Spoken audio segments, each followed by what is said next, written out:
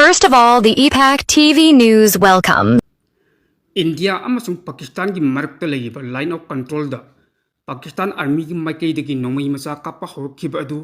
Indian army ki maikei dagi sumapung phana pakhum pikre hai Tutmiri gali amadi Rampur sector ki mayukna bada laiba mafam singda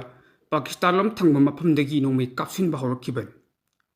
makhoi gi thogdok adu tha sigi tang kuni thoida Kashmir ki Pahalgam da chathakiba terror attack na micham kuntaru hatkiba thogdok na phong sana leiringi matam asidan atuba pawamadana North Kashmir ge Kupwara district leiba tandi khas area da leiba social activist Gulam Rasul Magre masak khangdaba Nongmei paiba sing mayum da kaptuna halam le haire mahak Nongmei na palaba matung hospital da pukhatpagi lambel da leikitaban atopa pawamana Thasi ki tang kuni thoi te Jammu and Kashmir ge Pahalgam da terrorist sing na micham kuntaru hatkiba thogdok adugi matangda Pakistan ki maikei dagi Russia amasung China leibak yauhanningba gi apamba phongtokre marak asida Pakistan ki Minister Hanif Abbasina Indus Water Treaty gi matang di yanraktrabadi lan lakani haina India da akanba warning tokre haukiba kumja 2019 da Jammu and Kashmir ki Pulwama lanmi ke hatkiba thogdok adugi matungda leibak pokon numita thokiba attack aduna ani suba khwaidagi misi minangi thogdok oire Pakistan da base tawbo laskar I taibagi proxy oiriba the resistance force na numit adumakta da attack adu makhoina ni haina claim tawamlaba matung amuk halaga makhoina sengdokpa leikhaban India ki Prime Minister Narendra Modi na mahaki man ki baat ki warol pibada Pahalgam attack ta saruk yakhiba terrorist sing amadi madubu thabak oina pangthokna na hotnabada mating pikhiba mi punamak khwaidagi awangba thak ki mawongda chairak pigani haina phongdokhi Russia lengakna chalaiba RIA Navy news agency na Pakistan ki defense minister Khwaja Asif ko wari sanabada Asif ki maikei dagi thodok adu asumba thijinana bo hotnabada Russia amadi China natraga nongchuk leibak singi thodang yohanningi Prime Minister Modi na phongdok liba adu achumbara natraga aranbara haibadu khangdokna nabani mahakna hai wangang banatraga apama phongdok pakhaktana kanaba leiroi Pakistan ki khut yawi hairabadi suksoi soidana praman phampham thoki natraga miyoi sing adubu Pakistan sagotli haibagi matang adusu khangpham thokpani haiki Narendra Modi na phongdokliba adudi wahai khaktani praman amati yaudabani haiki marak asida Pakistan ki Railways Minister Hanif Abbasina Indus River ki matang da chai na blaklabadi lan thokani haina India akanmo warning pirikliban Hantaki thodo asika mai lenana yamna puning siningai oiba thodo amana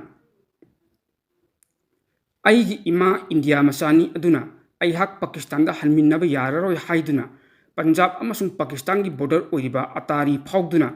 Pakistan lomda hankhragadaba sarita kaubin pi amana phongtokare Kongthang asi India na leiba pokor numita Jammu and Kashmir ki Pahalgam da thokiba terror attack adugi matung lakholapa kongthang sing manungda India da leiba Pakistan citizen sing pung nifu nipan ki matam piduna hankinaba khangalakpadagin SAARC visa gi adu ngarang loikhibaga loinana atopa singi oinadi ngasi losilanban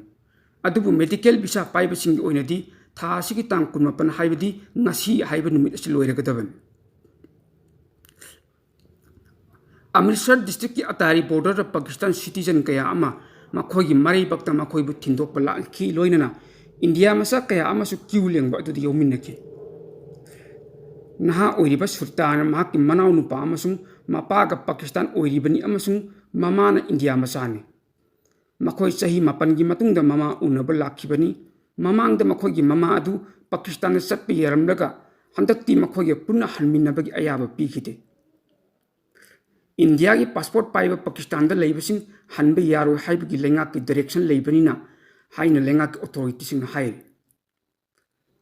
mamang da India lengak na numit ni phung mangani ki visa piduna ayamba Pakistan masa sing makhogi India da mai mata sing unana balakpa kaya masu yaure adubu Immigration and Foreigner Act 2025 naunu semlakpadagi matam kapsilakpa matang lakhe loinana Thasigi tang kuni thoida thokiba terror thodok adunusu hanadagi hena mari phatana leinari balaiba ani marakta ꯃꯩꯗ ꯊꯥꯎ ꯍꯩꯖꯤꯟꯕꯒꯨꯝ ꯊꯣꯛꯂꯤ ꯑꯅꯧꯕ ꯑꯦꯛ ꯑꯁꯤꯒꯤ section 23 ꯒꯤ ꯃꯈꯥꯗ ꯀꯔꯤꯒꯨꯝꯕ ꯂꯩꯉꯥꯛꯅ ꯄꯤꯔꯤꯕ ꯑꯇꯦꯟꯕ ꯚꯤꯖꯥꯒꯤ ꯃꯇꯝ ꯑꯁꯤꯒꯤ ꯃꯅꯨꯡꯗ ꯏꯟꯗꯤꯌꯥꯗꯒꯤ ꯄꯥꯀꯤꯁꯇꯥꯟꯗ ꯍꯟꯈꯤꯗꯕ ꯃꯤꯑꯣꯏꯁꯤꯡ ꯐꯥꯕ ꯌꯥꯏ ꯃꯈꯣꯏꯁꯤꯡ ꯑꯗꯨ ꯐꯥꯔꯕ ꯃꯇꯨꯡꯗ ꯀꯣꯔꯠꯀꯤ ꯑꯣꯏꯕ ꯊꯕꯛ ꯄꯥꯏꯈꯠꯂꯕ ꯃꯇꯨꯡ ꯌꯥꯝꯗ꯭ꯔꯕꯗ ꯆꯍꯤ 3 ꯖꯦꯜꯗ ꯂꯩꯕ ꯑꯃꯁꯨꯡ ꯂꯨꯄꯥ ꯂꯥꯈ 3ꯒꯤ ꯐꯥꯏꯟ ꯊꯤꯕꯒꯤ ꯃꯇꯨꯡꯁꯨ ꯌꯥꯎꯔꯤ ꯏꯟꯗꯤꯌꯥ ꯂꯩꯉꯥꯛꯅ ꯂꯤꯞ ꯏꯟꯗꯤꯌꯥ ꯅꯣꯇꯤꯁ ꯑꯃ ꯄꯥꯀꯤꯁꯇꯥꯟ ꯃꯆꯥꯁꯤꯡꯗ ꯏꯁꯨ ꯇꯧꯗꯨꯅ ꯐꯣꯡꯈꯤꯕꯒꯤ ꯃꯔꯝꯗꯤ ꯑꯗꯨꯕꯨ ꯃꯦꯗꯤꯀꯦꯜ ꯚꯤꯖꯥ ꯄꯥꯏꯕꯁꯤꯡꯒꯤ ꯑꯣꯏꯅꯗꯤ ꯅꯨꯃꯤꯠ 2 ꯀꯣꯝꯊꯣꯛꯂꯒ ꯊꯥ ꯑꯁꯤꯒꯤ ꯇꯥꯡ 14 ꯍꯥꯏꯕꯗꯤ ꯉꯁꯤ ꯐꯥꯎꯕꯒꯤ ꯃꯅꯨꯡꯗ ꯏꯟꯗꯤꯌꯥ ꯊꯥꯗꯣꯛꯇꯨꯅ ꯆꯠꯈꯤꯗꯕꯅꯤ ꯍꯧꯖꯤꯛ ꯐꯥꯎꯕꯗ ꯄꯥꯀꯤꯁꯇꯥꯟ ꯃꯆꯥ 1,153 ꯏꯟꯗꯤꯌꯥ ꯊꯥꯗꯣꯛꯇꯨꯅ ꯆꯠꯈꯤꯕꯒꯤ ꯔꯤꯄꯣꯔꯠ ꯐꯪꯉꯤ ꯍꯥꯏꯅꯁꯨ ꯄꯥꯎꯒꯤ ꯁꯣꯔꯁ ꯑꯁꯤꯅ ꯃꯈꯥ ꯇꯥꯔꯤ ꯅꯥꯀꯜ ꯑꯃꯔꯣꯝꯗ ꯏꯔꯥꯟꯒꯤ ꯄ꯭ꯔꯁꯤꯗꯦꯟꯠ ꯃꯁꯨꯗ ꯄꯦꯖꯦꯁꯀꯤꯌꯥꯟꯅ ꯂꯩꯕꯥꯛ ꯄꯣꯛꯄ ꯅꯨꯃꯤꯠꯇ ꯖꯝꯃꯨ ꯑꯦꯟड ꯀश्मीरꯒꯤ ꯄꯍꯜꯒꯥꯝꯗ ꯇꯦꯔꯣꯔꯤꯁꯁꯤꯡꯅ ꯆꯠꯊꯔꯛꯄ ꯑꯦꯇꯦꯛꯇ ꯃꯤꯆꯝ 13 ꯍꯥꯠꯈꯤꯕ ꯑꯦꯇꯦꯛ ꯑꯗꯨꯗ ꯈ꯭ꯋꯥꯏꯗꯒꯤ ꯑꯋꯥꯡꯕ ꯊꯥꯛꯇ ꯌꯥꯅꯤꯡꯗꯕ ꯐꯣꯡꯗꯣꯛꯇꯨꯅ ꯉꯁꯤ ꯑꯊꯦꯡꯕꯗ ꯄ꯭ꯔꯥꯏꯝ ꯃꯤꯅꯤꯁꯇꯔ ꯅꯔꯦꯟꯗ꯭ꯔ ꯃꯣꯗꯤꯒ ꯐꯣꯟꯗ ꯋꯥꯔꯤ ꯁꯥꯅꯗꯨꯅ ꯋꯥꯐꯝ ꯀꯌꯥ ꯈꯟꯅꯈ꯭ꯔꯦ ꯍꯥꯏꯔꯤ ꯏꯔꯥꯟꯒꯤ ꯃꯥꯏꯀꯩꯗꯒꯤ ꯑꯁꯤꯒꯨꯝꯕ ꯇꯦꯔꯣꯔꯤꯖꯝꯒꯤ ꯊꯧꯑꯣꯡꯁꯤꯡ ꯑꯁꯤꯒꯤ ꯃꯥꯌꯣꯛꯇ ꯂꯩ ꯍꯥꯏꯅ ꯐꯣꯡꯗꯣꯔꯛꯈꯤꯕꯒ ꯂꯣꯏꯅꯅ ꯇꯦꯔꯣꯔꯤꯖꯝ ꯂꯥꯟꯊꯦꯡꯅꯕꯗ ꯔꯤꯖꯅꯦꯜꯒꯤ ꯑꯣꯏꯕ ꯃꯇꯦꯡ ꯄꯥꯡꯅꯕꯒꯤ ꯊꯕꯛ ꯊꯧꯔꯝꯁꯤꯡꯒꯤ ꯃꯄꯥꯡꯒꯜ ꯂꯩꯍꯟꯕ ꯇꯉꯥꯏ ꯐꯗꯦ ꯍꯥꯏꯔꯛꯈꯤ ꯄꯦꯖꯦꯁꯀꯤꯌꯥꯟꯅ ꯃꯍꯥꯇꯃꯥ ꯒꯥꯟꯙꯤ ꯑꯃꯁꯨꯡ ꯖꯋꯥꯍꯔꯂꯥꯜ ꯅꯦꯍꯔꯨꯕꯨ ꯄꯤꯁ ꯑꯃꯁꯨꯡ ꯐ꯭ꯔꯦꯟꯗshipꯀꯤ ꯃꯦꯁꯦꯟꯖꯔꯅꯤ ꯍꯥꯏꯅ ꯁꯤꯡꯊꯥꯕꯒ ꯂꯣꯏꯅꯅ ꯃꯈꯣꯏꯅ ꯌꯥꯠꯂꯝꯕ ꯂꯝꯕꯦꯜ ꯑꯗꯨꯗ ꯇꯨꯡ ꯀꯣꯏꯅ ꯏꯟꯗꯤꯌꯥꯅ ꯑꯇꯣꯞꯄ ꯂꯩꯕꯥꯛꯁꯤꯡꯒ ꯄꯨꯟꯅ ꯂꯩꯃꯤꯟꯅꯅꯕꯒꯤ ꯋꯥꯐꯝ ꯊꯝꯈꯤ ꯏꯟꯗꯤꯌꯥ ꯑꯃꯁꯨꯡ ꯄꯥꯀꯤꯁꯇꯥꯟꯒꯤ ꯃꯔꯛꯇ ꯂꯩꯔꯤꯕ ꯎꯪꯈꯠꯅꯕ ꯑꯁꯤ ꯂꯣꯏꯁꯤꯟꯅꯅꯕ ꯗꯤꯄ꯭ꯂꯣꯃꯦꯇꯤꯛꯀꯤ ꯑꯣꯏꯕ ꯈꯣꯡꯊꯥꯡ ꯑꯃ ꯄꯜꯂꯗꯨꯅ ꯏꯔꯥꯟꯅ ꯃꯦꯗꯤꯌꯦꯇꯔ ꯑꯣꯏꯒꯦ ꯍꯥꯏꯕꯒꯤ ꯋꯥꯐꯝ ꯑꯃꯁꯨ ꯄ꯭ꯔꯣꯄꯣꯖ ꯇꯧꯔꯛꯈꯤ ꯍꯥꯏꯔꯤ ꯂꯣꯏꯅꯅ ꯅꯔꯦꯟꯗ꯭ꯔ ꯃꯣꯗꯤꯕꯨ ꯃꯈꯥ ꯇꯥꯅ ꯃꯇꯦꯡ ꯄꯥꯡꯅꯅꯕꯒꯤꯗꯃꯛꯇ ꯇꯦꯍꯔꯥꯟꯅ ꯂꯥꯛꯅꯕ ꯏꯟꯚꯥꯏꯠꯁꯨ ꯇꯧꯈꯤ ꯍꯥꯏꯅꯁꯨ ꯄꯥꯎꯒꯤ ꯁꯣꯔꯁ ꯑꯁꯤꯅ ꯍꯥꯏꯔꯤ ꯑꯇꯣꯞꯄ ꯄꯥꯎ ꯑꯃꯅ ꯖꯝꯃꯨ ꯑꯦꯟड ꯀश्मीरꯒꯤ ꯄꯍꯜꯒꯥꯝꯗ ꯊꯥ ꯑꯁꯤꯒꯤ ꯇꯥꯡ 12ꯗ ꯇꯦꯔꯔ ꯑꯦꯇꯦꯛ ꯆꯠꯊꯗꯨꯅ ꯃꯤꯑꯣꯏ 13 ꯍꯥꯠꯈ꯭ꯔꯕ ꯃꯇꯨꯡꯗ ꯄꯥꯀꯤꯁꯇꯥꯟꯗ ꯕꯦꯖ ꯇꯧꯕ ꯌꯨꯇ꯭ꯌꯨꯕ ꯆꯦꯅꯦꯜ 13 ꯀꯥꯡꯂꯨꯞ ꯃꯁꯦꯜ ꯈꯠꯅꯍꯟꯅꯕ ꯌꯥꯕ ꯄꯥꯎꯁꯤꯡ ꯁꯟꯗꯣꯔꯛꯄ ꯑꯃꯗꯤ ꯅꯦꯁꯅꯦꯜ ꯁꯦꯀ꯭ꯌꯨꯔꯤꯇꯤꯗ ꯀꯥꯏꯔꯛꯄ ꯌꯥꯕꯒꯤ ꯑꯣꯏꯊꯣꯛꯄ ꯂꯩꯕꯅ ꯆꯦꯅꯦꯜꯁꯤꯡ ꯑꯁꯤ ꯊꯤꯡꯖꯤꯟꯈ꯭ꯔꯦ ꯍꯥꯏꯔꯤ ꯍꯥꯏꯔꯤꯕ ꯄꯥꯀꯤꯁꯇꯥꯟꯗ ꯕꯦꯖ ꯇꯧꯕ ꯌꯨꯇ꯭ꯌꯨꯕ ꯆꯦꯅꯦꯜꯁꯤꯡ ꯊꯤꯡꯖꯤꯟꯕꯒꯤ ꯈꯣꯡꯊꯥꯡꯁꯤꯡ ꯑꯁꯤ ꯃꯤꯅꯤꯁꯇ꯭ꯔꯤ ꯑꯣꯐ ꯍꯣꯝ ꯑꯦꯐꯤꯌꯔꯁꯀꯤ ꯔꯤꯀꯃꯦꯟꯗꯦꯁꯟ ꯃꯇꯨꯡ ꯏꯟꯅꯅꯤ ꯄꯍꯜꯒꯥꯝ ꯇꯦꯔꯣꯔꯤꯁ ꯑꯦꯇꯦꯛ ꯑꯗꯨ 2019ꯗ ꯄꯜꯋꯥꯃꯥ ꯇ꯭ꯔꯦꯖꯦꯗꯤ ꯃꯇꯨꯡꯗ ꯈ꯭ꯋꯥꯏꯗꯒꯤ ꯌꯥꯝꯅ ꯃꯤꯑꯣꯏ ꯍꯥꯠꯈꯤꯕ ꯊꯧꯗꯣꯛ ꯑꯃꯅꯤ ꯄꯍꯜꯒꯥꯝ ꯊꯧꯗꯣꯛ ꯑꯁꯤꯕꯨ ꯍꯧꯖꯤꯛ ꯅꯦꯁꯅꯦꯜ ꯏꯟꯚꯦꯁꯇꯤꯒꯦꯁꯟ ꯑꯦꯖꯦꯟꯁꯤ NIAꯅ ꯀꯨꯞꯅ ꯏꯟꯚꯦꯁꯇꯤꯒꯦꯁꯟ ꯇꯧꯔꯤ ꯏꯟꯚꯦꯁꯇꯤꯒꯦꯁꯟ ꯑꯁꯤꯗ ꯖꯝꯃꯨ ꯀश्मीरꯒꯤ inspector general deputy inspector general ꯑꯃꯗꯤ SP ꯁꯤꯡꯅ ꯅꯨꯃꯤꯠ ꯑꯗꯨꯗ ꯄꯍꯜꯒꯥꯝꯗ ꯂꯥꯛꯈꯤꯕ ꯃꯤꯑꯣꯏꯁꯤꯡꯗ ꯎꯍꯪ ꯄꯥꯎꯍꯪ ꯀꯨꯞꯅ ꯆꯠꯊꯔꯤꯕꯅꯤ ꯅꯥꯀꯜ ꯑꯃꯔꯣꯝꯗ ꯏꯟꯗꯤꯌꯟ ꯑꯥꯔꯃꯤꯅꯁꯨ ꯖꯝꯃꯨ ꯑꯦꯟड ꯀश्मीरꯒꯤ ꯃꯐꯝ ꯀꯌꯥꯗ ꯍꯥꯏ ꯑꯦꯂꯔꯠ ꯑꯣꯏꯗꯨꯅ ꯄꯥꯛ ꯁꯟꯅ ꯂꯦꯞꯄ ꯂꯩꯇꯅ ꯁꯔꯆ ꯑꯣꯄꯔꯦꯁꯟꯁꯤꯡ ꯆꯠꯊꯗꯨꯅ ꯄꯍꯜꯒꯥꯝ ꯇꯦꯔꯔ ꯑꯦꯇꯦꯛꯇ ꯆꯦꯟꯅꯕ ꯇꯦꯔꯣꯔꯤꯁꯁꯤꯡ ꯐꯒꯠꯅꯅꯕ ꯍꯣꯠꯅꯕ ꯂꯦꯞꯇ꯭ꯔꯤ ꯄꯍꯜꯒꯥꯝ ꯇꯦꯔꯔ ꯑꯦꯇꯦꯛꯀꯤ ꯃꯇꯨꯡ ꯏꯟꯅ ꯏꯟꯗꯤꯌꯥ ꯄꯨꯝꯕꯒꯤ ꯑꯣꯏꯅ ꯃꯤꯌꯥꯝꯗ ꯈꯣꯏꯔꯥꯡ ꯈꯣꯏꯁꯥꯎꯅꯍꯜꯂꯦ ꯑꯃꯗꯤ ꯂꯩꯕꯥꯛ ꯑꯁꯤꯒꯤ ꯁꯤꯇꯤꯖꯟꯁꯤꯡꯗ ꯊꯣꯏꯗꯣꯛꯅ ꯑꯗꯨꯕꯨ ꯌꯥꯅꯤꯡꯗꯕ ꯐꯣꯡꯗꯣꯛꯇꯨꯅ ꯃꯈꯜ ꯃꯈꯥ ꯀꯌꯥꯒꯤ ꯈꯣꯡꯖꯪ ꯉꯁꯤ ꯐꯥꯎꯕ ꯂꯦꯞꯇꯅ ꯆꯪꯁꯤꯜꯂꯤꯕꯅꯤ ꯅꯥꯀꯜ ꯑꯃꯔꯣꯝꯗ ꯑꯦꯅꯤ ꯇꯥꯏꯝ ꯑꯦꯅꯤ ꯋꯦꯌꯔ ꯍꯥꯏꯕ ꯋꯥꯈꯜꯂꯣꯟꯗ ꯏꯟꯗꯤꯌꯟ ꯅꯦꯚꯤꯅ ꯃꯤꯁꯥꯏꯜ ꯆꯥꯡꯌꯦꯡ ꯆꯠꯊꯈꯤꯕꯒꯤ ꯚꯤꯗꯤꯑꯣꯁꯤꯡ ꯎꯠꯇꯨꯅ ꯂꯥꯟ ꯊꯣꯛꯂꯛꯄꯗ ꯃꯄꯨꯡ ꯐꯥꯅ ꯁꯦꯝ ꯁꯥꯈ꯭ꯔꯦ ꯀश्मीरꯒꯤ ꯄꯍꯜꯒꯥꯝ ꯇꯦꯔꯔ ꯑꯦꯇꯦꯛꯀꯤ ꯃꯇꯨꯡꯗ ꯏꯟꯗꯤꯌꯥ ꯑꯃꯁꯨꯡ ꯄꯥꯀꯤꯁꯇꯥꯟꯒꯤ ꯃꯔꯛꯇ ꯂꯥꯟ ꯑꯀꯟꯕ ꯂꯥꯛꯄ ꯌꯥꯕꯒꯤ ꯃꯃꯤ ꯇꯥꯔꯛꯄꯅ ꯃꯔꯝ ꯑꯣꯏꯔꯒ ꯂꯩꯉꯥꯛꯀꯤ ꯃꯥꯏꯀꯩꯗꯒꯤ ꯂꯩꯕꯥꯛ ꯑꯁꯤꯒꯤ ꯑꯥꯔꯝ ꯐꯣꯔꯁꯀꯤ ꯃꯤꯀꯨꯞꯂꯣꯝ ꯁꯤꯡꯅ ꯂꯩꯅꯅꯕꯒꯤ ꯊꯕꯛ ꯄꯥꯏꯈꯠꯄꯒꯤ ꯃꯅꯨꯡ ꯆꯜꯂꯤ ꯍꯥꯏꯔꯤ ꯑꯔꯥꯕꯤꯌꯥꯟ ꯁꯤꯗ ꯏꯟꯗꯤꯌꯟ ꯅꯦꯚꯤꯒꯤ ꯃꯥꯏꯀꯩꯗꯒꯤ ꯌꯦꯛꯅꯕꯒꯤ ꯃꯥꯏꯀꯩꯗꯒꯤ ꯂꯥꯛꯄ ꯁꯤꯞꯁꯤꯡꯕꯨ ꯀꯥꯞꯊꯕ ꯉꯝꯕ ꯑꯦꯟꯇꯤ ꯁꯤꯞ ꯐꯌꯥꯔꯤꯡ ꯀꯌꯥ ꯑꯃ ꯆꯠꯊꯈꯤ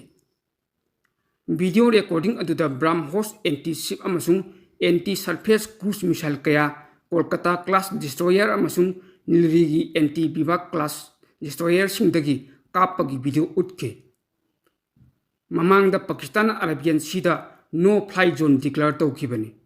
ꯑꯗꯨꯕꯨ ꯏꯟꯗꯤꯌꯟ ꯅꯦꯚꯤꯒꯤ ꯁꯤꯞꯁꯤꯡ ꯑꯗꯨꯅ ꯍꯤꯔꯝ ꯈꯨꯗꯤꯡꯃꯛꯇ ꯁꯦꯝ ꯁꯥꯗꯨꯅ ꯂꯩ ꯍꯥꯏꯕ ꯑꯗꯨ ꯉꯁꯤꯒꯤ ꯃꯤꯁꯥꯏꯜ ꯇꯦꯁꯁꯤꯡ ꯑꯗꯨꯅ ꯃꯌꯦꯛ ꯁꯦꯡꯅ ꯎꯠꯂꯤ ꯍꯥꯏꯅꯁꯨ ꯄꯥꯎꯒꯤ ꯁꯣꯔꯁ ꯑꯁꯤꯅ ꯍꯥꯏꯔꯤ ꯑꯇꯣꯞꯄ ꯄꯥꯎ ꯑꯃꯅ ꯄꯍꯜꯒꯥꯝ ꯇꯦꯔꯔ ꯑꯦꯇꯦꯛꯅ ꯃꯔꯝ ꯑꯣꯏꯔꯒ ꯏꯟꯗꯤꯌꯟ ꯏꯟꯗꯁ ꯔꯦꯚꯤ ꯇ꯭ꯔꯤꯇꯤ ꯁꯁꯄꯦꯟ ꯇꯧꯈ꯭ꯔꯕ ꯃꯇꯨꯡ ꯖꯤꯂꯨꯝ ꯇꯨꯔꯦꯜꯒꯤ ꯏꯃꯥꯏ ꯈꯪꯋꯥꯡ ꯋꯥꯡꯈꯠꯂꯛꯄꯗꯒꯤ ꯄꯥꯀꯤꯁꯇꯥꯟ ꯑꯣꯀꯨꯄꯥꯏ ꯀश्मीꯔꯗ ꯈꯨꯗꯛꯀꯤ ꯑꯣꯏꯕ ꯏꯆꯥꯎ ꯊꯣꯛꯂꯛꯄꯒꯤ ꯐꯤꯚꯝꯗ ꯂꯩꯔꯦ ꯇꯥꯏꯝꯁ ꯅꯥꯎꯒꯤ ꯔꯤꯄꯣꯔꯠ ꯃꯇꯨꯡ ꯏꯟꯅ ꯍꯥꯏ ꯊꯧꯗꯣꯛ ꯑꯗꯨꯅ ꯃꯔꯝ ꯑꯣꯏꯔꯒ Pakistan occupy Kashmir da leiba Muzaffarabad amasung Chakoti da authority sing alert laukre haire. Mafam adugi miyamna phungdorakpagi matung inadi India gi maikai dagi warning amata piyam batawdana ising thajillakpadagi phibam madu oirakhibani. Jilum Tuel gi paring da leiba Chakoti Muzaffarabad Hatian Bala Gari Dubata amadi Mazhaina chingma mafam kaya asida miyamna safagadaba mafam hongdoktuna leinanaba khangalle. Mafam sing asida leiba masjid singdagi loudspeaker sijinnaduna flood warning allowance tawgi hainasu report asina makha tari. Union Defense Minister Rajnath Singhana Prime Minister Narendra Modi da minute ni phuram close door da unaduna hojik Jammu and Kashmir gi Pahalgam da terrorist sing gi mathakta chathariba operation sing amadi security arrangement gi matangda kupna pawdamna kre hai. Hojik Jammu and Kashmir gi Pahalgam da Indian security force na akanba mong operation chathaduna terrorist sing amadi makhoi gi mari leinaba myu sing yumda changduna red chathabagi thabak sing packet pa horiban. Union Minister Rajnath Singhana Prime Minister Narendra Modi unadringai gi mamangda Parliament South Block da Kashmir gi ground da situation gi matangda army chief na mari chumba pawdam sing pi ki haire. The EPAC Group of News was set up on 7th July 2017 as a news networking body. Now it completes 7 years in service. Under the aegis of EPAC Group of News, one news networking YouTube channel and Facebook page called EPAC TV News has been set up in the year 2021. It is providing news throughout the world day and night.